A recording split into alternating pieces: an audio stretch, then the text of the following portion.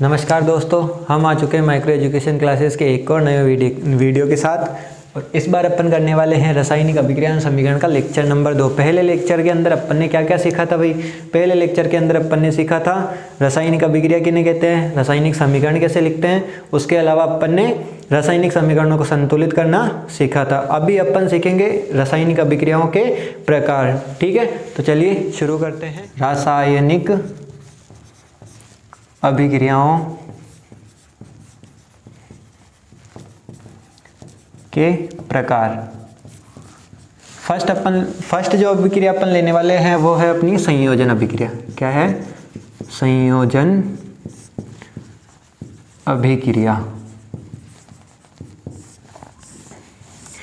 देखिए, संयोजन अभिक्रिया से अपन क्या समझते हैं? संयोजन का मतलब होता है ऐड करना। ऐड करना मतलब जुड़ना। अगर कोई भी दो एटम या परमाणु अगर आपस में जुड़ते हैं और उनके संयोग से एक नया परमाणु या उत्पाद जो अपन को यौगिक जो अपन को मिलता है उस वाली अभिक्रिया को अपन क्या बोलते हैं? संयोजन अभिक्रिया बोलते हैं। अगर इसकी परिभाषा अपन लिखना चाहे तो निम्न प्रकार इस प्रकार से होती है। देखो भाई, अपन क्या बोल रहे हैं कि संयोजन अभिक्रिया। संयोजन अभिक्रिया में क्या होता है भाई? दो अभिकारक जुड़ते हैं, मतलब यदि दो या दो से अधिक अभिकारक जुड़कर एकल उत्पाद का निर्माण करते हैं उस वाली अभिक्रिया को अपन क्या बोलते हैं? संयोजन अभिक्रिया। एक एग्जांपल से समझते हैं। अच्छा, उससे पहले अपन लिखते हैं कि जनरल रूप इसका।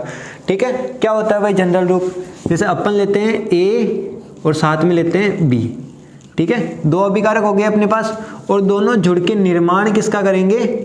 एकल उत्पाद जो बनेगा ए बी। ठीक है, इसको अपन प्रतीक के रूप में ऐसे भी दर्शा सकते हैं। जैसे ये अपने पास एक एटम हो गया ए, दूसरा एटम हो गया बी। जब ये दोनों मिलेंगे तो एक निर्माण होगा नए यौगिक का। ठीक है, इस प्रकार से। तो इस प्रकार से अपन समझ सकते हैं कि दो अभिकारकों से जुड़कर एकल उत्पाद का निर्माण हो रहा है। उस वाली को अपन क्या बोलते हैं? संयोजन अभिक्रिया बोलते हैं। और संयोजन अभिक्रिया के लिए अपन लेते हैं एक बढ़िया सा छोटा सा एग्जाम्पल। ठीक है, छोटा सा एग्जाम्पल कौन सा भाई? अपन रोज करते हैं। ये कार्बन को अपन ने जला दिया ऑक्सीजन के साथ तो अपन को प्राप्त होता है CO2। ठीक है, अभी देखिए आगे। ये तो अपनी बिल्कुल आसान सा एग्जाम्पल हो गया। अभी अपने एग्जाम में आने वाला कौन सा एग्जाम्पल होता है वो अपन उठाते हैं, जिसमें से सबसे पहला एग्जाम्पल कौन सा है भाई? देखो, वो है अपन क्या करते हैं? Calcium oxide. ठीक है, कैल्शियम ऑक्साइड इसको बोलते हैं। ये रहा कैल्शियम, ये रहा ऑक्सीजन, दोनों मिलकर निर्माण किसका करते हैं भाई? कैल्शियम ऑक्साइड का करते हैं। और कैल्शियम ऑक्साइड की रिएक्शन अपन किससे कराते हैं? कैल्शियम ऑक्साइड की रिएक्शन कराते हैं अपन जल से। किससे कराएंगे? जल से। तो अपन को मिलता क्या भाई? Calcium hydroxide. ठीक है, क्या मिलता है? कैल्शियम हाइड्रोक्साइड मिलता है। देखो, कैल्शियम ऑक्साइड ये रहा, जल से अभिक्रिया करा रहे हैं तो कैल्शियम हाइड्रोक्साइड। अभी देखो, इनका नाम अपन को बहुत जरूरी होता है जानना। जो क्या होता है बताता हूं तुमको। देखो भाई, कैल्शियम ऑक्साइड की बात करते हैं अपन। कैल्शियम ऑक्साइड क्या होता है? देखो, कैल्शियम ऑक्साइड होता है चूना, और वो भी कौन सा वाला? बिना बुझा। बिना बुझा। ठीक है, बिना बुझा चूना किसको बोलते हैं अपन? कैल्शियम ऑक्साइड को। और बिना बुझे चीज में अगर अपन पानी डाल देते तो क्या हो जाता है भाई? बुझ जाता है ना वो। तो अपन यही कर रहे हैं, बिना बुझी चीज के अंदर पानी डालते वो क्या हो जाएगा? बुझ जाएगा। तो इसका नाम क्या हो जाएगा? बुझा हुआ चूना। तो संयोजन अभिक्रिया में अपन को याद रखना है कि भाई यदि दो या दो से अधिक अभिकारक जुड़ते हैं और नए उत्पाद का निर्माण होता है। नया उत्पाद कितना होगा भाई? एकल उत्पाद का निर्माण होता है। ये बात तुमको याद रखनी है। तो जब एकल उत्पाद का निर्माण होता है दो अभिकारकों के जुड़ने से, तो उस वाली अभिक्रिया को अपन क्या बोलते हैं? संयोजन अभिक्रिया बोलते हैं। इसके लिए एक बढ़िया सा एग्जाम्पल है अपने पास, ये आपको करवाई दिया है। ठीक है, लेकिन एक और एग्जाम्पल होता है जो परीक्षा में आने की उम्मीद होती है। देखो, वो है अपने पास, जब अपन क्या करेंगे भाई? ये कैल्शियम हाइड्रोक्साइड होता है, ये लो कैल्शियम हाइड्रोक्साइड, और इसकी अभिक्रिया किससे कराते हैं अपन? CO2 से। किससे कराते हैं अपन? CO2, जिसको अपन क्या बोलते हैं? Carbon dioxide. और जब ये दोनों अभिक्रिया करते हैं तो अपन को एक नया उत्पाद प्राप्त होता है, एकल उत्पाद, जिसका नाम होता है कैल्शियम कार्बोनेट। कैल्शियम ये रहा और CO3 मिलके क्या बनाता है? कार्बोनेट बनाता है। तो ये कैल्शियम कार्बोनेट। एक अभिक्रिया ये भी है। अब यहाँ पे इंपॉर्टेंट चीज जो अपन को ध्यान रखनी है वो है कैल्शियम कार्बोनेट। अच्छा, कैल्शियम कार्बोनेट के और भी नए नए नाम होते हैं, वो अपन को ध्यान रखने हैं। तो मैं अलग अलग करके इनके नाम लिख रहा हूँ। पहला नाम तो क्या होता है भाई? Calcium carbonate. Calcium carbonate. दूसरा नाम होता है इसका सबसे इंपॉर्टेंट संगमरमर। जिससे बना हुआ है अपना ताजमहल। उसके अलावा इसका नाम होता है खड़िया, एक अन्य नाम होता है चूना पत्थर, और एक और नाम होता है जिसको बोलते हैं अपन इंग्लिश में चौक। वैसे खड़िया को इंग्लिश में चौक ही बोला जाता है, लेकिन आपको सारे नाम ध्यान रखने हैं, ठीक है भाई। आगे देखो, अपनी अभिक्रिया है वो है ऊष्माक्षेपी अभिक्रिया। क्या है? ऊष्माक्षेपी, ऊष्माक्षेपी अभिक्रिया। ये क्या है भाई? ये भी समझते हैं अपन बहुत बढ़िया तरीके से। देखो, ऊष्माक्षेपी अभिक्रिया संयोजन से ही अटैच होती है, क्योंकि अपन जब संयोजन अभिक्रिया करते हैं तो उसके अंदर क्या निकलती है? ऊष्माएं निकलती है, ठीक है। तो ऊष्माक्षेपी अभिक्रिया भी सेम टू सेम वैसी है। तो इसकी परिभाषा लिखने की कोशिश करते हैं। ऐसी अभिक्रिया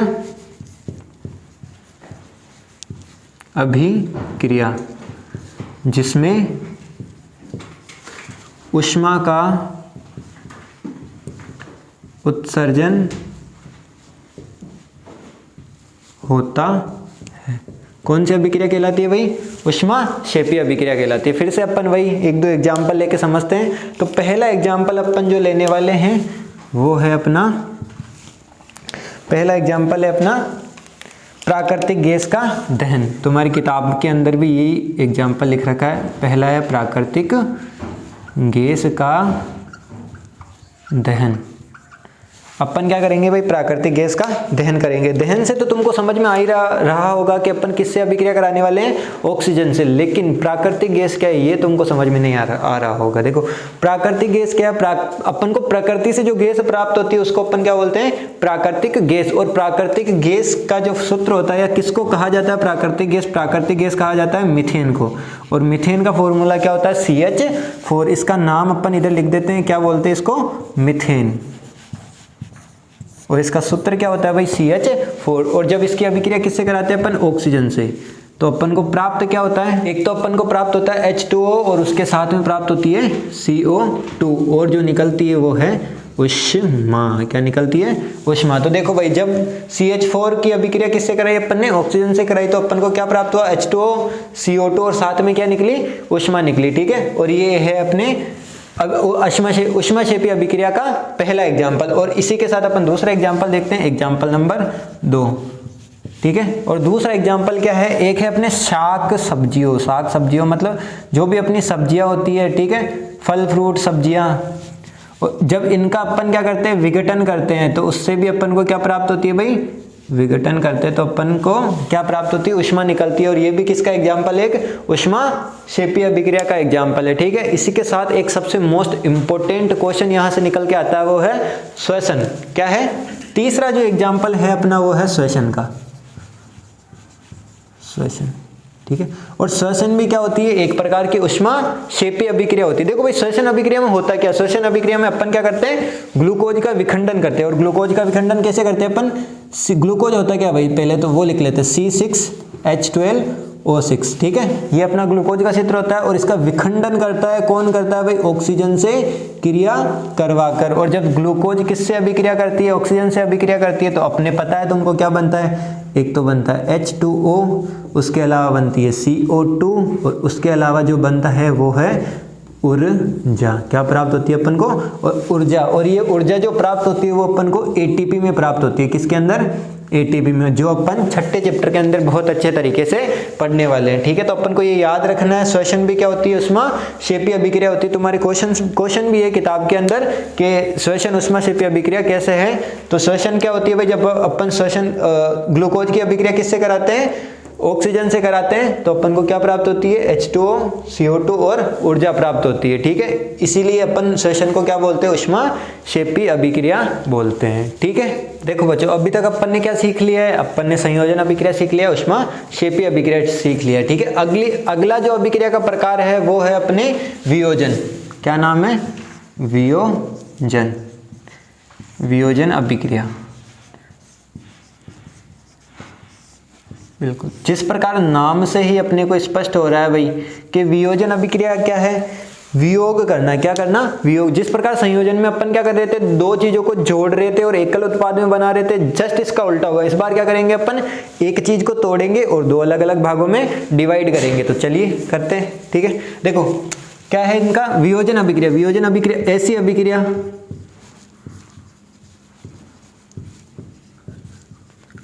जिसमें एकल अभिकारक, कौन टूटता है भाई? एकल अभिकारक। ये मोस्ट इंपोर्टेंट बात है, याद रखनी है, क्योंकि यहाँ पे स्टूडेंट कंफ्यूजन होते हैं, ठीक है। ऐसी अभिक्रिया जिसमें एकल अभिकारक टूटकर दो या अधिक उत्पादों का निर्माण करते हैं। कौन सी अभिक्रिया कहलाती है? वियोजन अभिक्रिया कहलाती है। बिल्कुल वैसे ही सीखेंगे अपन जिस प्रकार से अपन ने उसके अंदर देखा था। देखो अपन क्या करेंगे, ऐसा करके ए और बी कोई उत्पाद अभिकारक होता है, सॉरी क्या होता है? अभिकारक। और वो क्या करता है? टूटता है, और टूटकर किसके अंदर बदल जाता है? ए प्लस बी उत्पादों के अंदर, ठीक है। फिर से वही देखेंगे अपन। देखो ये करके ए और ये था अपना बी, दोनों जुड़े हुए थे आपस में। जब अभिक्रिया हुई इनके बीच तो टूटे ये ए और ये कौन बन गया? बी, ठीक है भाई। इस प्रकार से अलग अलग भागों में टूट गए या वियोग हो गए, और इसी अभिक्रिया को अपन क्या बोलते हैं? वियोजन अभिक्रिया बोलते हैं, ठीक है। पहला प्रकार कौन सा है भाई? ठीक है, अपन अलग अलग प्रकार के अंदर वियोजन अभिक्रिया को सीखेंगे, ठीक है। और उन सब वहीं पे अपन इनके एग्जाम्पल भी दे देंगे। देखो पहला अपन देखने वाले ऊष्मीय वियोजन। क्या देखेंगे? ऊष्मीय या तापीय। क्या देखेंगे? ऊष्मीय वियोजन या तापीय वियोजन। वियोजन का एक और नाम होता है जिसको अपन बोलते हैं अपघटन। क्या बोलते हैं? अपघटन, जो आगे देखेंगे अपन, ठीक है। ऊष्मीय वियोजन या तापीय वियोजन क्या होता है भाई? जब अपन क्या करते हैं, देखो जब जो वियोजन अभिक्रिया होती है ना, वो क्या होती है भाई? थोड़ी देखो, संयोजन में तो अपन क्या कर रहे थे, बिल्कुल सीधा दो अभिकारक पड़े थे, उनको जोड़ा और नया उत्पाद प्राप्त हो गया। लेकिन ये जो वियोजन होती है ना, वो होती है थोड़ी निकम्मी टाइप की होती है। ये ना आसानी से मानती नहीं है, तो इसको मनाना पड़ता है जबरदस्ती। और मनाने के लिए अपन क्या करते हैं भाई?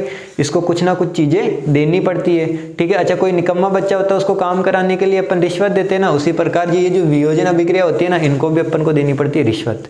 और रिश्वत के रूप में कभी अपन इनको ऊष्मा देते हैं, कभी इनको ताप देते हैं, कभी उनको प्रकाश देते हैं, और कभी कभी उनको झटका भी लगाना पड़ता है 440 वोल्ट का, जिसको अपन बोलते हैं विद्युत। तो कभी इनको क्या देते हैं? विद्युत देते हैं। तो इस प्रकार से इनके तीन प्रकार होते हैं, जिसमें से पहला है ऊष्मीय या तापीय वियोजन, दूसरा है अपना प्रकाशीय वियोजन, और तीसरा है विद्युतीय वियोजन या विद्युत अपघटन, ठीक है। तो पहले अपन ऊष्मीय या तापीय वियोजन को समझते हैं, जिसका पहला एग्जाम्पल क्या है भाई, ठीक है। या फिर पहले परिभाषा बता देता हूँ सीधा सीधा। ऐसी वियोजन अभिक्रिया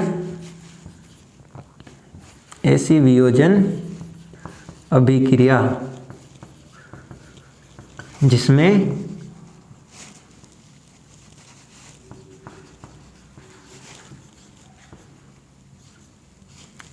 ताप देना पड़े, उसको अपन क्या बोलते हैं भाई? ऊष्मीय वियोजन या तापीय वियोजन। ऐसी वियोजन अभिक्रिया जिसके अंदर अपन को क्या देना पड़े? अभिक्रिया को संपन्न कराने के लिए ताप देना पड़े, तो उन वाली अभिक्रियाओं को क्या बोलते हैं अपन?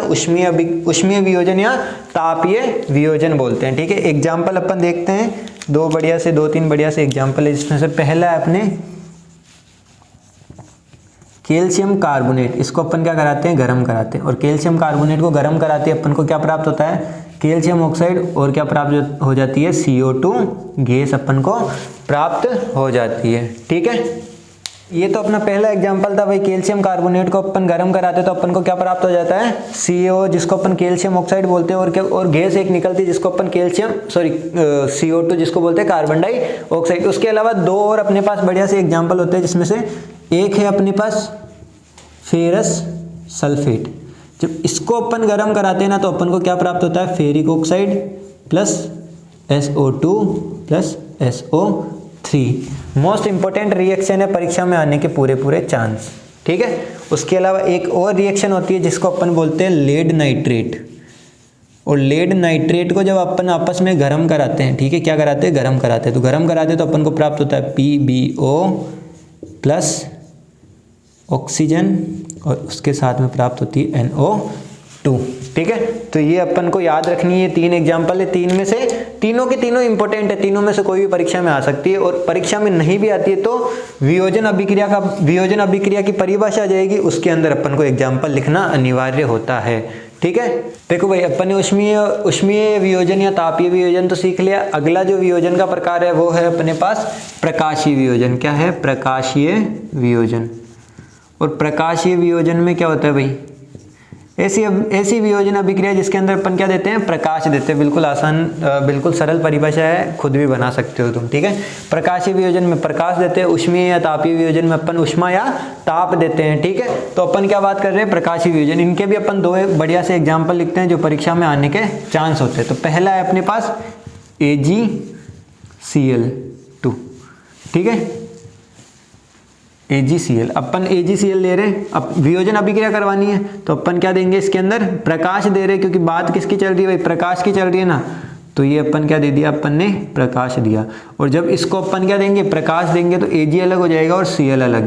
तो ये Ag अलग, क्योंकि नाम ही क्या है भाई? वियोजन, जो 2 उत्पादों के अंदर टूटेगी। और Cl तो क्लोरीन तो तुमको पता है गैस होती है, और गैसों के नीचे हमेशा क्या लगते हैं? 2 लगता है, ठीक है। या फिर द्विपरमाणुक होती है हमेशा गैस, ध्यान रखना, ठीक है। तो देखो आगे, ये एग्जाम्पल अपने लिए इतना इंपॉर्टेंट नहीं होता, इसको अपन संतुलित भी कर सकते हैं भाई। देखो यहाँ पे Cl कितना है? 2 है, तो यहाँ पे 2 लगा देंगे, यहाँ पे 2 लगा देंगे, संतुलित हो गई रिएक्शन, ठीक है। उसके अलावा एक और मोस्ट इंपॉर्टेंट एग्जाम्पल होता है जो तुम्हारी परीक्षा की दृष्टि से बहुत इंपॉर्टेंट है, वो है 2AgBr, ठीक है। और जब इसके अपन क्या देते हैं? प्रकाश देते हैं इसको, तो ये अभिक्रिया संपन्न होकर क्या बनती है? 2Ag, और साथ में अपन को प्राप्त होता है Br2। ये जो अभिक्रिया है ना भाई, इसके अंदर एक जो ये अपन को यौगिक प्राप्त हो रखा है, ठीक है। इस यौगिक को अपन क्या बोलते हैं? Silver bromide. क्या बोलते हैं? Silver bromide. क्या बोलते हैं? सिल्वर ब्रोमाइड, ठीक है। और ये जो सिल्वर ब्रोमाइड होता है ना, ये अपने काम आता है श्वेत श्याम फोटोग्राफी, श्वेत श्याम फोटोग्राफी, ठीक है भाई। फोटोग्राफी आजकल अपन सभी करते हैं, लेकिन पहले के ज़माने में जो फोटोग्राफी आती थी, कौन सी पिक्चरें देखते थे अपन? ब्लैक एंड वाइट पिक्चरें देखते थे ना। उस जमाने की फोटोग्राफी में अपने को कौन सी चीज़ काम में लेनी होती थी? AgBr, जिसको अपन क्या बोलते हैं? सिल्वर ब्रोमाइड, और जिसका काम किसके अंदर आता था? ब्लैक एंड व्हाइट फोटोग्राफी या श्वेत श्याम फोटोग्राफी में। याद रखना, 1 नंबर के क्वेश्चन में आ सकता है, ठीक है। और अब अपन लेने वाले हैं वियोजन अभिक्रिया का तीसरा और लास्ट प्रकार जो होता है मोस्ट इंपोर्टेंट, उसका नाम है अपने विद्युत अपघटन या विद्युत वियोजन, ठीक है। मोस्ट इंपोर्टेंट है भाई, तुमको यहाँ से परीक्षा में क्वेश्चन आएगा ना, तो बड़ा क्वेश्चन ही आएगा। सीधा सीधा तुमको क्रियाकलाप पूछ लेते पूरा का पूरा के जल का विद्युत अपघटन बताओ, ठीक है। अपन वही सीखने वाले हैं, जल का विद्युत अपघटन कैसे होता है, ठीक है। देखो अगला अपन वियोजन अभिक्रिया का प्रकार देखेंगे, वो है विद्युत वियोजन, या अपन इसको बोलते हैं विद्युत अपघटन, ठीक है। विद्युत वियोजन लिख रहा हूँ मैं, या फिर विद्युत अपघटन भी इसको बोलते हैं, ठीक है। इसके लिए अपन एक क्वेश्चन लेंगे बढ़िया सा, जो है जल का विद्युत अपघटन। क्या करेंगे अपन? जल का विद्युत अपघटन कराने वाले हैं, जल का विद्युत अपघटन कराने वाले। इसके लिए अपन को एक छोटा सा सेटअप लेना पड़ेगा। सेटअप के अंदर क्या क्या चीज़ें लेनी पड़ेगी? एक लेना पड़ेगा मग, ठीक है, और अपन को 2 लेने पड़ेंगे इलेक्ट्रोड, ठीक है, जो क्या करेंगे? विद्युत का चालन। और वो जो इलेक्ट्रोड जुड़े होंगे वो जुड़े होंगे बैटरी से, और बैटरी के एक साइड प्लस वाला हिस्सा होता है, एक साइड कौन सा हिस्सा होता है? माइनस वाला, तुम सबको पता ही होता है, ठीक है। और प्लस वाले हिस्से को अपन बोलते हैं एनोड, माइनस वाले हिस्से को क्या बोलते हैं? कैथोड बोलते हैं, ठीक है। और जो इलेक्ट्रोड होते हैं ना, उनके ऊपर अपन को रखनी है 2 पर रखने लिए, जहां पे अपनी क्या इकट्ठी होगी? गैस है, क्योंकि तुमको पता है भाई जल किससे बना होता है? हाइड्रोजन और ऑक्सीजन से मिलकर बना होता है। जब हाइड्रोजन और ऑक्सीजन आपस में टूटेगी, और टूट के क्या बनेगा? एक बनेगी हाइड्रोजन गैस और एक क्या बनेगी? ऑक्सीजन गैस अपन को प्राप्त होगी। उनको इकट्ठा करने के लिए अपन ने क्या लगा दिया? परखनलियों को उल्टा करके उनके ऊपर रख दिया। तो देखो जैसे ही अपन क्या करेंगे, इस वाली बैटरी को ऑन करेंगे। बैटरी को ऑन करते इसके अंदर कितना झटका लगेगा भाई? 440 वोल्ट का झटका, और 440 वोल्ट का झटका लगते ही हाइड्रोजन बोलेगा मैं मेरे घर जाता हूं, और ऑक्सीजन बोलेगा मैं मेरे घर जाता हूं, ठीक है। तो इस प्रकार से हाइड्रोजन और ऑक्सीजन क्या हो जाएंगे? विद्युत के कारण क्या हो जाएंगे भाई? अलग अलग हो जाएंगे। और विद्युत के कारण जब अलग होंगे तो तुमको पता है कैसा बनेगा। देखो इधर देखो, ये अपने क्या है? हाइड्रोजन और ऑक्सीजन मिलके किसका निर्माण करते हैं, जल का। और जब ये टूटते हैं तो टूटेंगे कैसे भाई, आयनों के अंदर ही टूटते हैं, ठीक है। और आयन कैसे बनेंगे, ये अपना बनेगा हाइड्रोजन आयन और ये क्या बनेगा, ऑक्सीजन का आयन, ठीक है। और ऑक्सीजन का आयन, देखो ऑक्सीजन किसके अंदर होता है, माइनस में, हाइड्रोजन किसका होता है, प्लस का। तो हमेशा तुमको पता है प्लस वाला किसकी तरफ अट्रैक्ट होगा, माइनस की तरफ, या आकर्षित होगा माइनस की तरफ। और माइनस वाला हमेशा किसकी तरफ आकर्षित होता है, प्लस की तरफ। तो देखो एनोड कौन सा होता है भाई, प्लस वाला होता है। तो इसके ऊपर कौन सी गैस आएगी, ऑक्सीजन गैस। कौन सी गैस आएगी, ऑक्सीजन। ये बिल्कुल याद रखना, 1 नंबर के क्वेश्चन में आता है कि एनोड के ऊपर कौन सी गैस इकट्ठी होती है। तो यहाँ पे ये जो गैस इकट्ठी होगी उस गैस का नाम क्या होगा भाई, ऑक्सीजन। क्या नाम है इसका, ऑक्सीजन, जिसको अपन क्या बोलते हैं, O2।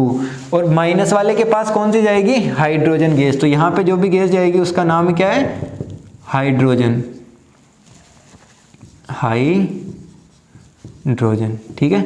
ये याद रखना तुमको, यहाँ से आने वाला ये एक ही मोस्ट इंपोर्टेंट क्वेश्चन है जो यहाँ से आ सकता है, या फिर ये पूरा आएगा एक साथ में, या फिर ये छोटे मोटे क्वेश्चन आ सकते हैं। जिसमें से एक ये महत्वपूर्ण क्वेश्चन है कि एनोड के पास कौन सी गैस आके इकट्ठा होती है, कैथोड के पास कौन सी गैस आके इकट्ठा होती है। तुमको याद रखना भाई, एनोड कौन सा होता है, प्लस वाला, और कैथोड कौन सा होता है, माइनस वाला। तो माइनस वाले के पास हमेशा प्लस वाली चीज आती है। तो प्लस वाला कौन है भाई, हाइड्रोजन। तो कैथोड के पास हमेशा हाइड्रोजन आएगा और एनोड के पास हमेशा ऑक्सीजन आएगा। इस प्रकार से अपना वियोजन अभिक्रिया का काम इधर ही खत्म होता है, ठीक है। अब अगली अभिक्रिया पे चलते हैं जिसका नाम है अपने विस्थापन अभिक्रिया।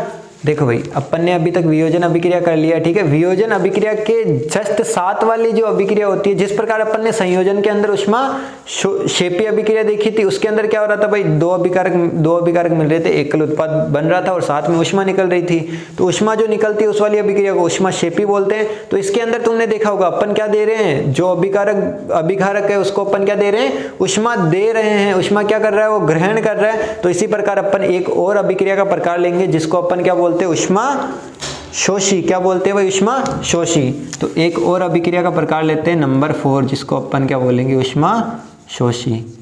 और उष्मा शोषी में क्या होता है भाई, ऐसी अभिक्रिया जिसके अंदर उष्मा क्या करी जाती है, ग्रहण करी जाती है। तो सुनो, देखो ऐसी अभिक्रिया,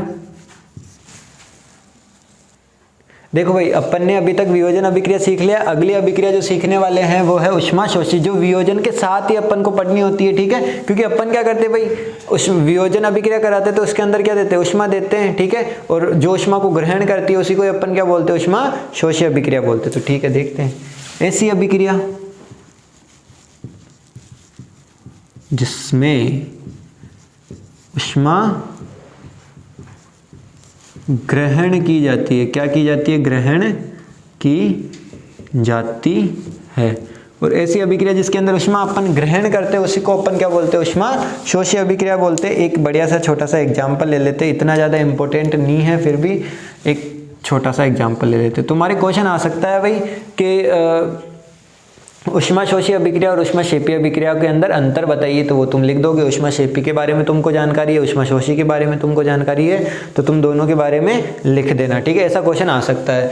इनके बारे में क्वेश्चन आएंगे तो 1 नंबर में आ सकता है भाई, उष्मा शोषी अभिक्रिया क्या होती है। इसके लिए एग्जाम्पल भी लिख ही देता हूँ साथ में, बिल्कुल आसान सा है। अपन पहले भी पढ़ चुके हैं कि कैल्शियम कार्बोनेट का जब अपन क्या करेंगे, उष्मा देके क्या करेंगे, अपन विघटन कराएंगे तो अपन को क्या प्राप्त होगा, CaO प्लस CO2 प्राप्त होता है। बिल्कुल आसान है, कोई भी अपन को अलग से कुछ भी नहीं करना है, बिल्कुल जो अपन ने पहले पढ़ा है वही याद रखना है कि ऐसी अभिक्रिया जिसमें उष्मा ग्रहण की जाती है उसको अपन क्या बोलते हैं, उष्मा शोषी अभिक्रिया कहते हैं। और ये बढ़िया सा इसका एक एग्जाम्पल अपन ने लिख दिया है। अभिक्रिया का प्रकार है वो है अपने विस्थापन अभिक्रिया। क्या है, विस्थापन अभिक्रिया। जिस प्रकार तुमको नाम से ही पता चल रहा है, विस्थापन, विस्थापन मतलब कुछ ना कुछ हटेगा, ठीक है। इस अभिक्रिया में भी अपन विस्थापित करने वाले, ठीक है। क्या विस्थापित करेंगे देखना। देखो नाम क्या है इसका, विस्थापन अभिक्रिया। नंबर 5 पे है विस्थापन अभिक्रिया। जिस प्रकार अपन को नाम से सिद्ध हो रहा है भाई, कुछ ना कुछ तो विस्थापित होने वाला है, तो अभिक्रिया देते, परिभाषा देते सबसे पहले। तो ऐसी अभिक्रिया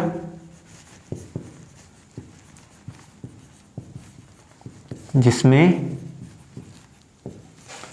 अधिक अभिक्रियाशील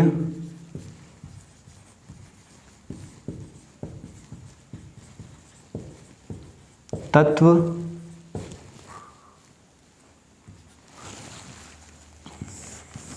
कम अभिक्रियाशील तत्व के कम अभिक्रियाशील तत्व के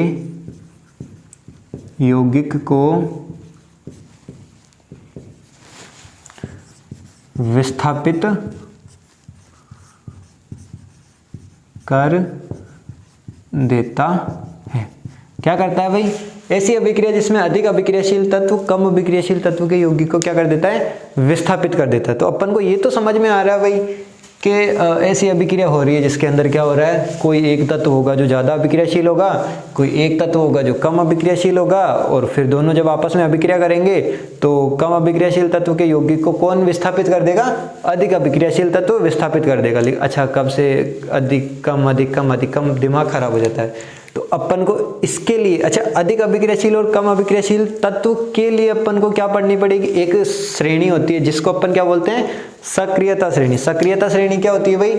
इसके अंदर अपन देखते हैं कि ऐसे कौन से तत्व हैं जो ज़्यादा सक्रिय है, ऐसे कौन से तत्व है जो कम सक्रिय हैं। ठीक है, सक्रिय का मतलब होता है क्रिया करने वाले। ठीक है, अधिक अभिक्रियाशील तत्व मतलब जो ज़्यादा अभिक्रिया करते हैं वो ज़्यादा सक्रिय होते हैं, जो कम अभिक्रिया करते हैं वो कम सक्रिय होते हैं। उनका जो तुम्हारी किताब के अंदर जो सीरीज दे रखी है, श्रेणी दे रखी है, या जो तुमको क्रम दे रखा है वो इस प्रकार से देखो। सबसे पहले आता है पोटेशियम, उसके बाद में आता है सोडियम, फिर कैल्शियम, फिर मैग्नीशियम, फिर एल्यूमिनियम आता है, जिंक, फिर अपने आता है आयरन, फिर पीबी जिसको बोलते हैं अपन लेड, फिर आता है हाइड्रोजन, फिर आता है कॉपर, फिर आता है सिल्वर, फिर आता है गोल्ड। ठीक है, इनमें से कुछ एक दो इंपॉर्टेंट है वो तुमको बता देता हूँ। देखो, सबसे ज़्यादा जो अपने इसके अंदर काम आएगा, एक तो आता है आयरन का, ठीक है, एक आता है अपने हाइड्रोजन का, एक आता है कॉपर का, एक तुम पढ़ लेना जिंक वाला, ठीक है, एल्यूमिनियम भी थोड़ा बहुत इंपॉर्टेंट है, और एक एजी। ठीक है, बाकी इतने ज़्यादा आते नहीं है, फिर भी तुमको पता ही चल जाता है भाई। सोडियम तो हाईली रिएक्टिव, अधिक अभिक्रियाशील है, सबको पता है, क्योंकि थोड़ी सी कोई भी जैसे वायु के अंदर भी खुला छोड़ देते हैं सोडियम और पोटेशियम को तो वैसे ही जल जाते हैं, तो ये तो तुमको याद रह ही जाएगा। कैल्शियम भी थोड़ा सा याद रख लेना, वैसे इसकी कोई अभिक्रिया इतनी ज़्यादा अपन को पढ़ने की जरूरत नहीं पड़ती अपने इस वाले चैप्टर में, या 10th के अंदर इतनी ज़्यादा पढ़ने की जरूरत नहीं पड़ती। जो मोस्ट इंपॉर्टेंट है, एक तो एल्यूमिनियम है, जिंक है, आयरन है, हाइड्रोजन, कॉपर और सिल्वर, ये 5-6 है, तुमको याद रखने हैं। ठीक है, अभी देखो इन्हीं से अपन एक एग्जांपल लेते हैं और समझते हैं। उससे पहले अपन इसका, जिस प्रकार से अपन ने उनका समीकरण लिखा था, इसका भी एक बढ़िया सा समीकरण लिख देते हैं। देखो भाई, बोल क्या रहे हैं ये कि एक ऐसा यौगिक होगा, ठीक है, कैसा यौगिक होगा? जो अधिक अभिक्रियाशील होगा। देखो ये अपने, अच्छा, एक ऐसा तत्व होगा, क्या होगा? तत्व। ये अपन ने लिया है तत्व, ए करके तत्व ले लिया है। ये क्या है भाई? अपने पास अधिक अभिक्रियाशील है, और अपने पास एक यौगिक पड़ा है जो है बी और सी, दोनों से मिलके एक यौगिक बना है, जो क्या है भाई? जिसका एक तत्व क्या है? कम अभिक्रियाशील तत्व है। ठीक है, तो ये क्या होगा? जब इन दोनों की अभिक्रिया होगी, तो इन्होंने जिस प्रकार से इन्होंने बोला है कि ऐसी अभिक्रिया जिसमें अधिक अभिक्रियाशील तत्व, तो ये क्या है भाई? अधिक अभिक्रियाशील तत्व है। कम अभिक्रियाशील तत्व के यौगिक को क्या कर दे? विस्थापित करते। तो इस वाले यौगिक के तत्व को क्या कर देगा? विस्थापित कर देगा। विस्थापित करने का मतलब क्या है? क्या ऑप्शन बचता है? विस्थापित कैसे करेगा भाई? ए किसको लेके चल जाएगा? सी को लेके चल जाएगा, यही ऑप्शन है इसके पास। तो ए किसको लेके चल गया? सी को, और अपने पास बी क्या बच गया? अकेला बच गया। ठीक है, ये तुमको इस प्रकार से समझ सकते हो कि भाई एक की अभिक्रिया किससे कराते हैं अपन? बी सी से कराते हैं, तो बी को छोड़ के कौन चल जाता है? सी, और किसके साथ चल जाता है? ए के साथ। ठीक है, और इस प्रकार से अपनी अभिक्रिया संपन्न होती है। ठीक है, देखो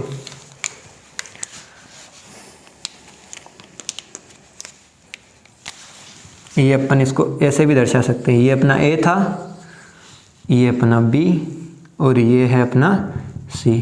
ठीक है, जब अभिक्रिया संपन्न होगी तो ए और बी तो क्या होंगे? साथ में, सॉरी, ए और सी तो क्या होंगे? साथ में, और बी बेचारा अकेला बच जाएगा। ठीक है, इस प्रकार से अपन विस्थापन अभिक्रिया को समझा सकते हैं। और अब लेते हैं बढ़िया से एग्जाम्पल, वो भी क्वेश्चन के साथ में। देखो भाई, एक क्वेश्चन है तुम्हारे कि जब अपन क्या करते हैं भाई, कॉपर सल्फेट के विलयन में, और कॉपर सल्फेट का विलयन होता है नीले रंग का। जब अपन क्या करते हैं, कॉपर सल्फेट के विलयन के अंदर किसको डालते हैं अपन? आयरन की जो कील है, कील को डालते, लोहे की कील को जब अपन कॉपर सल्फेट के विलयन में डालते हैं ना, तो धीरे धीरे करके जो नीला रंग है ना कॉपर सल्फेट का, वो गायब हो जाता है। ठीक है, इसी को अपन इसी अभिक्रिया के द्वारा समझते। देखो कैसे, जब अपन क्या करते हैं, ये अपना है आयरन, और इसको अपन ने किसके अंदर डाला है, कॉपर सल्फेट के विलयन के अंदर डाला है। ठीक है, तुम सबको पता ही है भाई, इधर लिख रखा है कि आयरन क्या होता है, अधिक अभिक्रियाशील, और कॉपर क्या होता है, कम अभिक्रियाशील। क्योंकि अब ये जो अभिक्रियाशीलता का क्रम होता है वो नीचे जाते जाते क्या होता जाता है, घटता जाता है। जो ज़्यादा ऊपर है वो अधिक अभिक्रियाशील है, जो नीचे है वो कम अभिक्रियाशील है। तो देखो भाई, कॉपर नीचे और आयरन क्या है, ऊपर है। तो जब आयरन अधिक अभिक्रियाशील है और कॉपर क्या है, कम अभिक्रियाशील तत्व का यौगिक है, तो ये आयरन क्या करेगा, सल्फेट के साथ अभिक्रिया करके और सल्फेट को अपने साथ लेके चल जाएगा, और इसकी जो रिएक्शन बनेगी वो बनेगी FeSO4, और कॉपर क्या बच जाएगा, अकेला बच जाएगा। तो क्वेश्चन अपने इस प्रकार था कि कॉपर सल्फेट का नीला रंग क्यों गायब हो जाता है। तुमको पता है भाई, कॉपर सल्फेट ही नहीं बचेगा तो नीला रंग कहाँ से बचेगा। ठीक है, और सल्फेट को लेके कौन चल जाता है, ये Fe या आयरन अपने साथ में लेके चल जाता है, इसलिए कॉपर सल्फेट का यौगिक हट गया, और यौगिक हटते ही जो विलयन का नीला रंग है वो भी क्या हो जाता है, गायब हो जाता है। परीक्षा की दृष्टि से दो और बढ़िया सी एग्जाम्पल है जो तुम्हारी परीक्षा में आ सकते हैं विस्थापन अभिक्रिया से, तो वो दोनों लिख देता हूँ तुम्हारे लिए। ठीक है, एक आता है अपने पास जिंक प्लस हाइड्रोजन सल्फेट, या इसको अपन क्या बोलते हैं, सल्फ्यूरिक अम्ल। जब इन दोनों की अभिक्रिया आपस में कराते हैं तो अपने पास प्राप्त होता है जिंक सल्फेट, और एक और चीज जो प्राप्त होती है वो होता है अपने पास हाइड्रोजन गैस। तो देखो भाई, हाइड्रोजन का यौगिक था, सल्फेट कौन विस्थापित करके ले गया, जिंक। क्योंकि देखो जिंक कहाँ है, ऊपर है, और हाइड्रोजन कहाँ है, नीचे है। ठीक है, ये क्या है भाई, कम अभिक्रियाशील है, ये है अधिक अभिक्रियाशील है। तो ये अधिक अभिक्रियाशील क्या करेगा, कम अभिक्रियाशील तत्व के यौगिक को अपने साथ में विस्थापित करके ले गया, और हाइड्रोजन अकेला बच गया। ठीक है, उसके अलावा एक और रिएक्शन है जो इंपॉर्टेंट है, वो है कॉपर क्लोराइड की अभिक्रिया किससे कराते हैं अपन, लेड से कराते हैं। ठीक है, अभी देखो भाई, लेड कहाँ है, लेड होता है Pb, जो आ रहा है कॉपर से ऊपर। ठीक है, तो लेड ऊपर है और कॉपर कहाँ है, नीचे। तो लेड क्या करेगा भाई, ये Cl2 को अपने साथ में लेके चल जाएगा, तो इसका जो सूत्र बनेगा वो बनेगा लेड क्लोराइड, और कॉपर बेचारा अकेला बच जाएगा। तो ये कुछ 2-3 इंपॉर्टेंट रिएक्शंस थी विस्थापन अभिक्रिया की जो अपन ने यहाँ पे कर ली है। ठीक है, देखो भाई, विस्थापन अभिक्रिया अपन ने सीख ली है पूरी तरीके से। इसके बाद में जो अभिक्रिया आती है वो आती है द्विविस्थापन। ठीक है, और द्विविस्थापन अभिक्रिया क्या होती है भाई, देखते हैं वो भी। ठीक है, अगला जो प्रकार है अभिक्रिया का, प्रकार नंबर 6, जिसको अपन क्या बोलेंगे, द्विविस्थापन। और द्विविस्थापन के अंदर क्या होता है, देखो ऐसी अभिक्रिया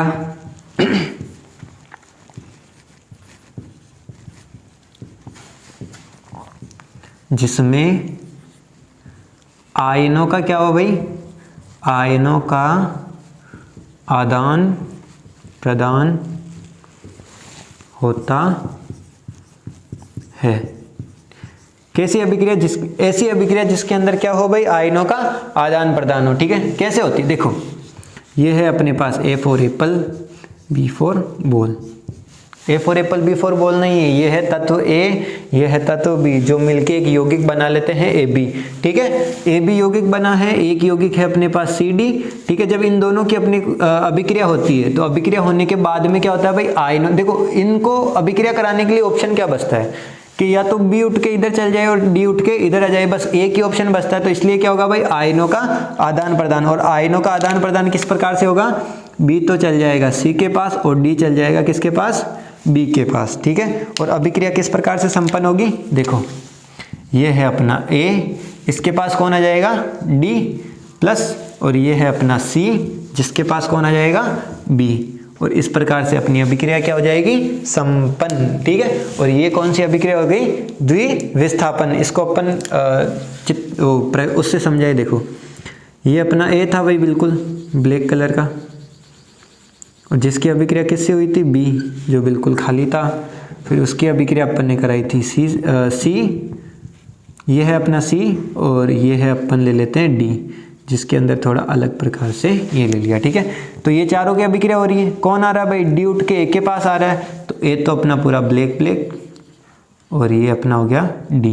ठीक है, और C अपने पास ऐसा कैसा पड़ा है, और इसके साथ में कौन जुड़ रहा है, B जुड़ रहा है। तो इस प्रकार से अपन अभिक्रिया को समझा सकते हैं। और इसके साथ में अपन एक बढ़िया सा एग्जाम्पल भी लेते हैं। ठीक है, एग्जाम्पल कौन सा, देखो अपन ने क्या बोला है भाई कि द्विविस्थापन अभिक्रिया हो रही है। द्विविस्थापन देखो कैसे होती है, एक अपन लेते हैं, अपन ने पिछले वीडियो के अंदर भी अभिक्रिया होने के लिए अपन ने कुछ कारक देखे थे, उसके अंदर अपन ने रंग में परिवर्तन हुआ था, तब अपन ने एक अभिक्रिया देखी थी। कौन सी वाली देखी थी भाई? PbNO3 का होल ट्वाइस। इसको बोलते हैं अपन लेड नाइट्रेट। एग्जाम्पल ले रहे हैं अपन, ठीक है, लेड नाइट्रेट। और इसकी अभिक्रिया किससे होती है भाई? पोटेशियम आयोडाइड से। जब इन दोनों की अभिक्रिया होती है तो अपने को क्या प्राप्त होता है? देखो 4 अपने पास चीजें A B C और D। क्या ऑप्शन बचता है कि I तो चल जाएगा इसके पास और I तो चल जाएगा इसके पास और NO3 किसके पास?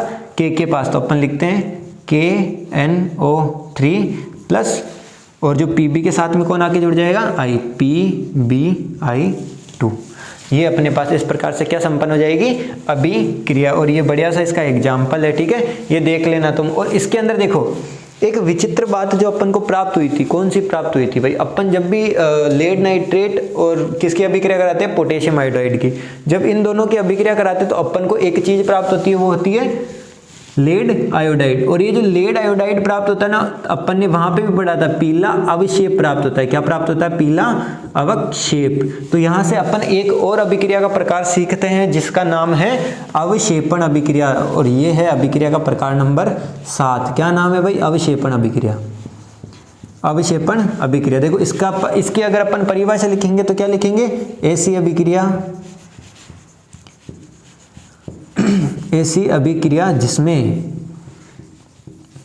अवक्षेप का निर्माण होता है। किसका निर्माण होता है? अवक्षेप का निर्माण होता है। और ये तुम ऊपर वाली रिएक्शन से समझ सकते हो। इसका एग्जाम्पल भी सेम टू सेम ऐसा ही है, ठीक है। ये अगला जो अभिक्रिया का प्रकार है वो है अपने पास जो मोस्ट इंपॉर्टेंट है भाई। यहाँ से ये जो आने का सवाल है ना भाई, अगला है अपना अपचयन, उपचयन और रेडॉक्स। यहाँ से सवाल आने के चांस बहुत ज़्यादा होते हैं, ठीक है। तो इनको बहुत अच्छी तरीके से पढ़ना, और यहाँ पे अपन को थोड़ा बहुत कन्फ्यूजन भी होता है तो उसको भी अच्छे से समझना, ठीक है। देखो अगला है नंबर 8 और इसका नाम है अपचयन। क्या नाम है? अपचयन, ठीक है। अपचयन अभिक्रिया का एक और नाम होता है जिसको बोलते हैं अवकरण, ठीक है। देखो क्या है भाई, इस अभिक्रिया में होता क्या है? देखो अपचयन अभिक्रिया या अवकरण अभिक्रिया, अपचयन या अवकरण अभिक्रिया ऐसी अभिक्रिया जिसमें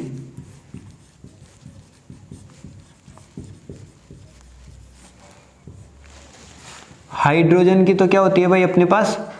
वृद्धि। क्या होती है? हाइड्रोजन की वृद्धि। व ऑक्सीजन की अपने पास क्या होती है? कमी, ठीक है। और उसी अभिक्रिया को अपन क्या बोलते हैं? अपचयन अभिक्रिया, या क्या बोलते हैं? अवकरण अभिक्रिया, ठीक है। इसको एक एग्जांपल से समझते हैं, बहुत आसानी से अपन को समझ में आएगा। देखो एक एग्जांपल लेते हैं अपन बढ़िया सा, जो है अपने पास CaCO3। जब अपन क्या करते हैं भाई?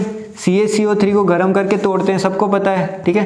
ताप देना पड़ता है इनको, और ताप देके जब अपन तोड़ते हैं तो CaO और किसके अंदर बदल जाता है? CO2 के अंदर बदल जाता है। देखो यहाँ पे देखना कि अपन क्या कर रहे हैं? ऐसी अभिक्रिया जिसमें हाइड्रोजन, या तो क्या हो भाई? हाइड्रोजन की वृद्धि हो, या किसकी कमी होनी चाहिए?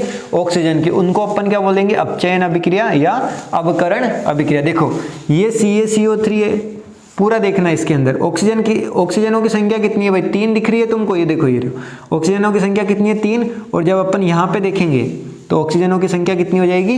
1 हो जाएगी। या फिर इसके अलावा तुम उसके आगे भी देखना चाहो तो ऑक्सीजनों की संख्या कितनी हो जाएगी? 2 हो जाएगी। तो यहाँ इसके अंदर भी ऑक्सीजन की कमी हो रही है और इसके अंदर भी ऑक्सीजन की संख्या में क्या हो रही है? कमी हो रही है। इसलिए इस अभिक्रिया को अपन क्या बोलेंगे? अपचयन अभिक्रिया या अवकरण अभिक्रिया। बहुत आसान है, इतना ज़्यादा डिफिकल्ट नहीं है। लेकिन अभी जो कंफ्यूजन करने वाला होता है वो होता है कि जब अपन अपचयन अभिक्रिया बताते हैं ना, तो अपन को एक और चीज बतानी पड़ती है जिसको अपन बोलते हैं ऑक्सीकारक। ऑक्सीकारक, या इसका एक और नाम होता है उपचायक। क्या होते हैं भाई ये? इनकी अगर परिभाषा दें तो ये वे यौगिक जिनका अपचयन होता है, अपचयन होता है। और ये भी परीक्षा में आता है बहुत ज़्यादा, ठीक है। देखो ऐसे वे यौगिक जिनका क्या होता है? अपचयन होता है। और अपचयन हमेशा किसका होता है भाई?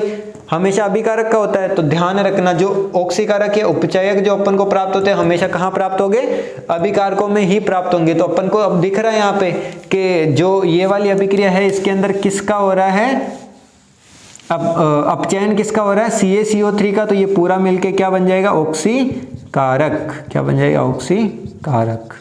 ठीक है, तो ये क्वेश्चन एग्जाम में आता है कि निम्न अभिक्रिया में ऑक्सीकारक बताओ या उपचायक बताओ। ठीक है, आगे चलते हैं। देखो अगली जो अभिक्रिया का प्रकार है वो है अपने अभिक्रिया का प्रकार नंबर 9। और 9 नंबर पे कौन आता है भाई, 9 नंबर पे आता है अपने उपचयन, जिसको अपन एक और नाम से जानते हैं ऑक्सीकरण। ठीक है, क्या नाम है इसका, ऑक्सीकरण।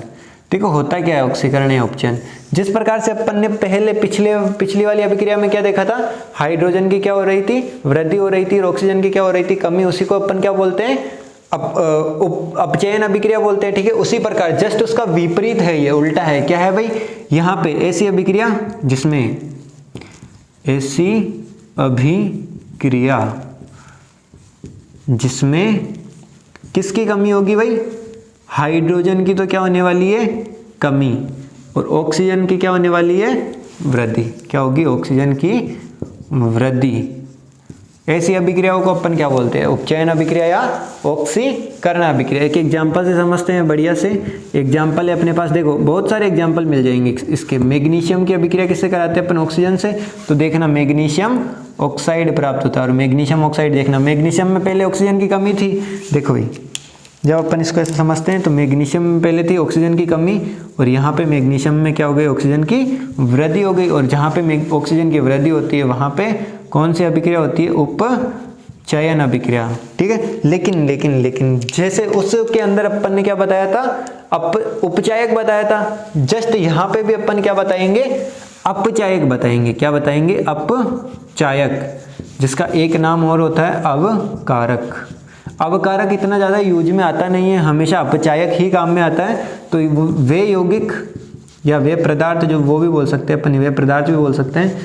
तो बोलते हैं वे यौगिक जिनका उपचयन होता है। क्या होता है भाई, उपचयन होता है, उसको अपन क्या बोलते हैं, अपचायक या अवकारक बोलते हैं। तो यहाँ पे अगर एग्जाम्पल अपन देना चाहे तो यहाँ पे किसका अपचयन हो रहा है, उपचयन हो रहा है भाई, मैग्नीशियम का। तो इसको अपन क्या बोलेंगे, अपचायक बोलेंगे। क्या बोलेंगे, अपचायक बोलेंगे। ठीक है, ज़्यादा डिफिकल्ट भी नहीं है, बहुत आसान है। सीधा सीधा याद रखना है कि जिसका उपचयन होता है वो अपचायक होता है, जिसका उपचयन होता है वो अपचायक होता है, जिसका अपचयन होता है वो उपचायक होता है। देखिए अपन ने अभी तक क्या पढ़ लिया है, अभिक्रिया के लगभग सभी प्रकार पढ़ ही लिए हैं अपन ने। अभी अपना लास्ट प्रकार बचता है और अपन चैप्टर के एंडिंग में आ चुके हैं। अपन को 2-3 चीज़ें और पढ़नी है और चैप्टर खत्म। अभी तक मैंने जो भी बताया उन सब से क्वेश्चंस बनते हैं और बनेंगे भी सही। ठीक है, आएंगे तो क्वेश्चन इन्हीं में से आएंगे, इनसे बाहर कुछ भी नहीं आएगा। ठीक है, तो आगे देखते हैं अपना लास्ट प्रकार जो है अभिक्रिया का, उसको बोलते हैं अपन रेडॉक्स अभिक्रिया नंबर 10। क्या नाम है, रेडॉक्स अभिक्रिया। अच्छा, रेडॉक्स अभिक्रिया क्या होती है भाई, रेडॉक्स अभिक्रिया जिस प्रकार अपन ने अपचयन उपचयन पढ़ा था उसी प्रकार रेडॉक्स होती है, लेकिन अपचयन अलग पढ़ा था, उपचयन अलग पढ़ा था। जब उन दोनों को अपन सम्मिलित रूप से पढ़ते हैं तो उसको अपन क्या बोलते हैं, रेडॉक्स अभिक्रिया बोलते हैं। तो इसकी परिभाषा अपन दे तो ऐसी अभिक्रिया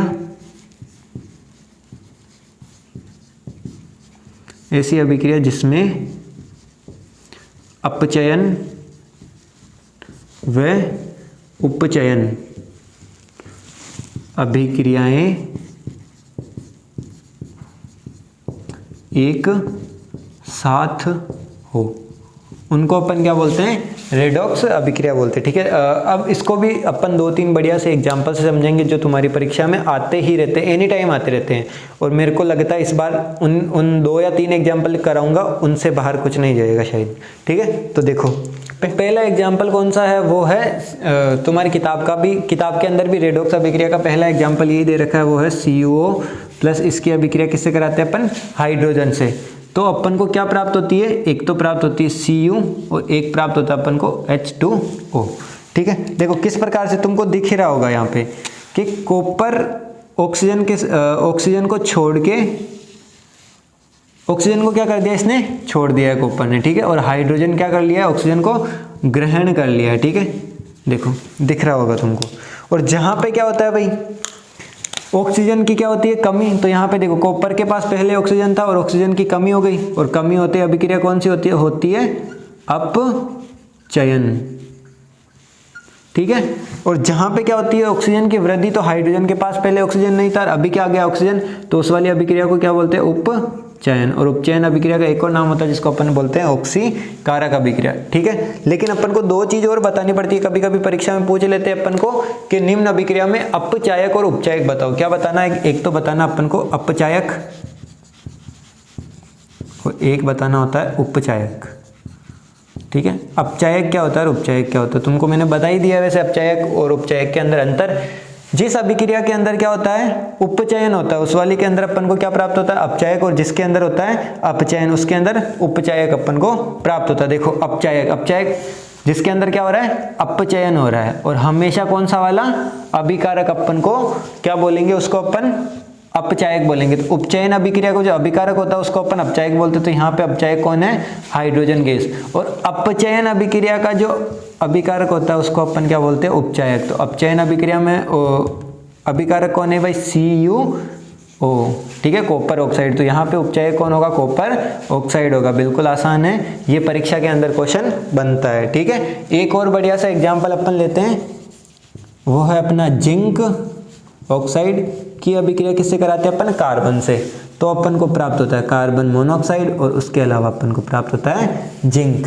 कौन प्राप्त होता है भाई, जिंक प्राप्त होता है, ठीक है। तो देखो फिर से वही सीन है इसके अंदर कि यहाँ पे क्या है जिंक, जिसके ऑक्सीजन को किसने खा लिया है, कार्बन ने, ठीक है। तो जिंक से ऑक्सीजन हटा मतलब अपचयन, और कार्बन में ऑक्सीजन जुड़ा मतलब उपचयन, ठीक है। और यहाँ पे अगर अपन बात करें अपचायक और ऑक्सीकारक की, तो यहाँ पे लिख देता हूँ मैं। अपचायक क्या है भाई, पहले अपचायक की बात कर लेते हैं।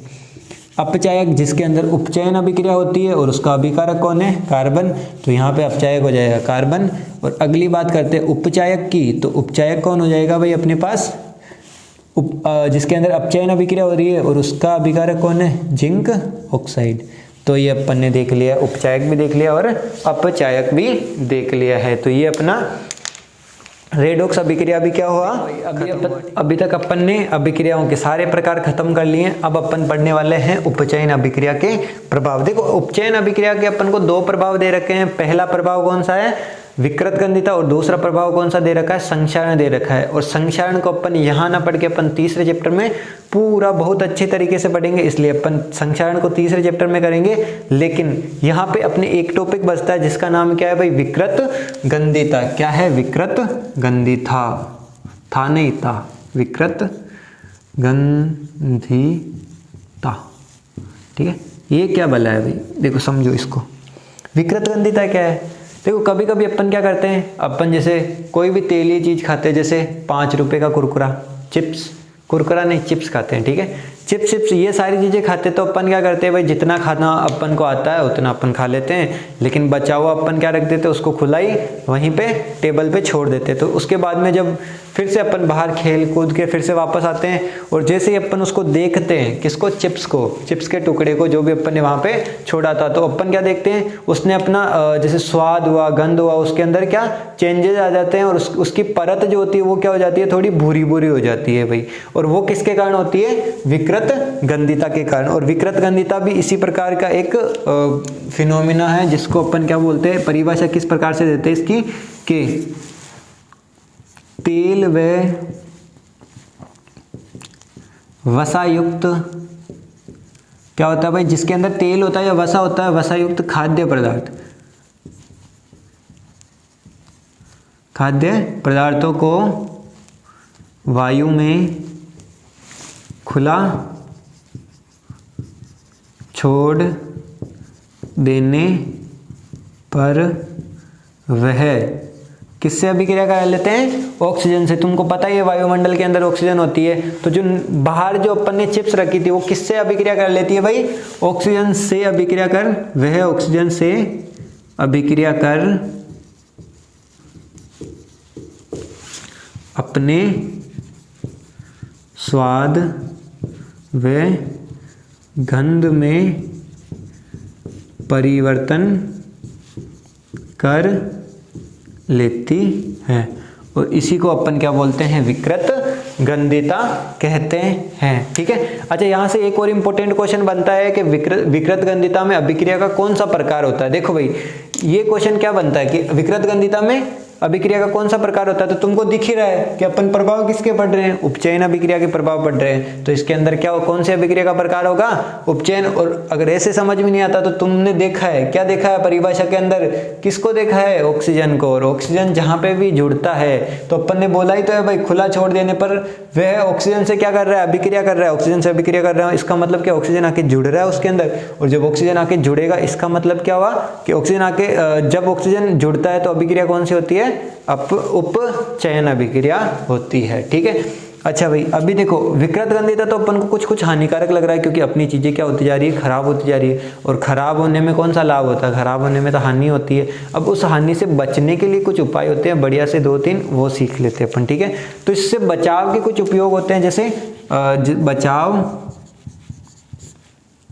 के उपाय। किससे बचाव के उपाय देख रहे हैं भाई, अपन देख रहे हैं विकृत गंधिता से बचाव के उपाय। तो पहला जो उपाय होता है वो होता है प्रतिऑक्सीकारक। प्रतिऑक्सीकारक डालकर अपन किसका इस्तेमाल कर लें, प्रतिऑक्सीकारक। ऐसी गैसों का इस्तेमाल करें या ऐसी चीजों का इस्तेमाल करें जो क्या करती है, ऑक्सीजन से अभिक्रिया नहीं करती है, तो प्रतिऑक्सीकारक का इस्तेमाल कर सकते हैं। ठीक है। उसके अलावा और प्रतिऑक्सीकारक के रूप में अपन नाइट्रोजन ले सकते हैं, क्योंकि नाइट्रोजन बहुत कम अभिक्रिया करती है। उसके अलावा अपन एक और लिख सकते हैं, नाइट्रोजन जैसी कम अभिक्रियाशील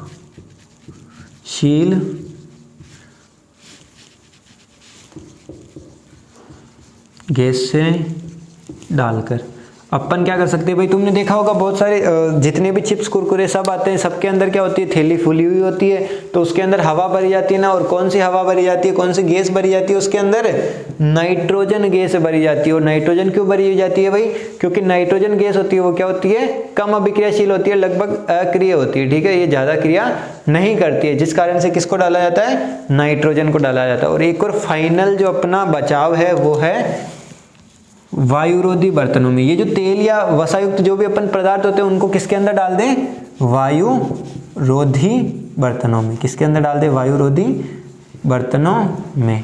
अगर मान लो ऑक्सीजन ही नहीं जाएगी, अगर अंदर ऑक्सीजन ही नहीं जाएगी तो भाई ऑक्सीकारक या उपचयन कैसे होगा, और ऑक्सीकारक या उपचयन नहीं होगा तो विकृत गंधिता आएगी ही नहीं। तो तुमको याद रखना है, पहला कौन सा, प्रतिऑक्सीकारक डाल दो जिससे अभिक्रिया ऑक्सीजन से होगी नहीं।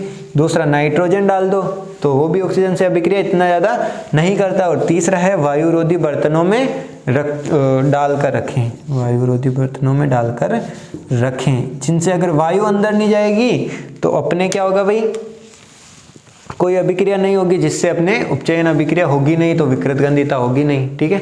और विकृत गंधिता नहीं होगी तो अपना जो भी खाद्य पदार्थ है वो कैसा बच जाएगा, सेफ या सुरक्षित बचा हुआ रह जाता है। तो देखो अपन ने आज क्या क्या पढ़ लिया है, अपन ने पूरा पहला चैप्टर अपन ने पूरा कंप्लीट कर लिया। अपन ने फर्स्ट पार्ट के अंदर देखा था कि भाई जो वीडियो का फर्स्ट पार्ट था, ये अपना सेकंड पार्ट है, रासायनिक अभिक्रिया और समीकरण का फर्स्ट पार्ट के अंदर अपन ने समीकरण बनती कैसे है, संतुलन कैसे करते हैं, अभिक्रिया किसे कहते हैं, रासायनिक अभिक्रिया क्या होती है, परिवर्तन क्या होता है, ये सब देखा था। उसके सेकंड पार्ट आज लेके आए जिनके अंदर क्या हो रहा है भाई, अपन देख रहे हैं अभिक्रियाओं के प्रकार कौन कौन से, संयोजन, वियोजन, ऊष्माक्षेपी, ऊष्माशोषी, द्विविस्थापन, विस्थापन, फिर अवक्षेपण अभिक्रिया, अपचयन, उपचयन, रेडॉक्स, ये सारी अपन ने देख लिए। ठीक है। और उसके बाद में लास्ट अपन ने देखा है उपचयन अभिक्रिया के कुछ प्रभाव है, तो विकृत गंधिता और संक्षारण है जो अपन तीसरे चैप्टर के अंदर पढ़ने वाले। ठीक है। संक्षारण के बारे में थोड़ी सी जानकारी तुमको दे देता हूँ। संक्षारण क्या होता है, जिसके अंदर चीजें क्या हो जाती है, संक्षारित या खराब होना। लोहे की जो चीजें होती है वो क्या होने लग जाती है, खराब, या चांदी की जो चीजें होने लग जाती है खराब होने लग जाती है, उसको अपन क्या बोलते हैं, संक्षारण कहते हैं। ठीक है। आज का वीडियो इधर ही खत्म करते हैं अपन। ठीक है। अगर वीडियो अच्छा लगा तो लाइक, शेयर और सब्सक्राइब, चैनल को सब्सक्राइब कर लेना। ठीक है।